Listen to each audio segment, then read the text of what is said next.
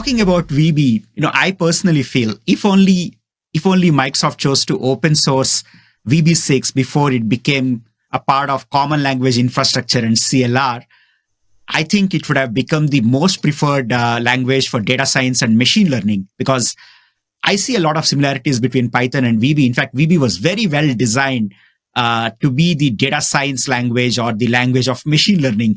As someone who has seen the evolution and currently looking at these LLMs and Gen AI, I'm just curious to know your thoughts on this.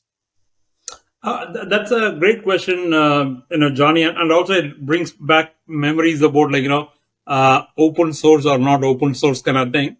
And I would say that hey, I think back then I used to say this. Even now I would say this. I think when I say our, let me first tell you that it is I'm still talking about as if I'm at Microsoft. I'm no longer at Microsoft, but the view that we had while I was at Microsoft in the early days, okay, on open source. I think I would be the first to tell you, and I think the world will tell you, including a lot of people at Microsoft, that we probably were a little late to the game to both understand the power of open source, to embrace open source, and to really become a leader in open source kind of thing. Okay. Now the good news is, if you look at it today, Microsoft is as good a company as any other company in terms of both embracing open source, using open source, as well as contributing back to the community. Okay.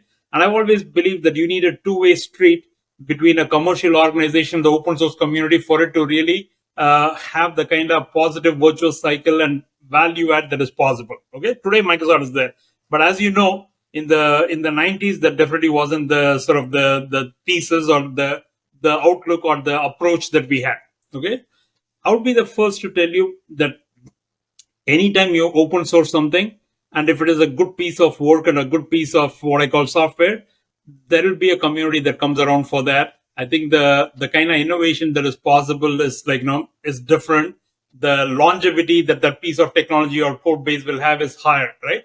So in some sense, you could argue that we missed out on those advantages for VB, okay, till it became part of .NET, and then .NET got open source later on, kind of thing. Okay.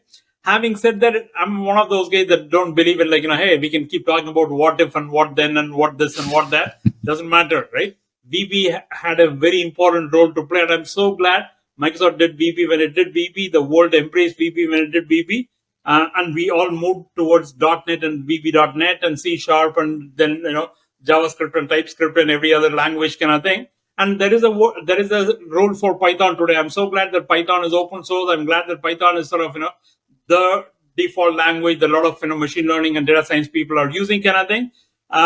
We can go back and sort of over a glass of beer talk about hey, is this what would have happened here, kind of thing. But I'm glad, and I'm really glad that Microsoft actually came over to the right side of the house in terms of open source, and it started even when I was there. For example, you mentioned Visual Studio Code earlier on, right? We decided that Visual Studio Code was going to be open source right from day one. I was very much in the company when we made a decision to say that we are going to open source .NET, right? So I think, I was glad to be part of putting Microsoft in the right path towards open source, and it has only gone from strength to strength in the last 8 years or so since I've left Microsoft.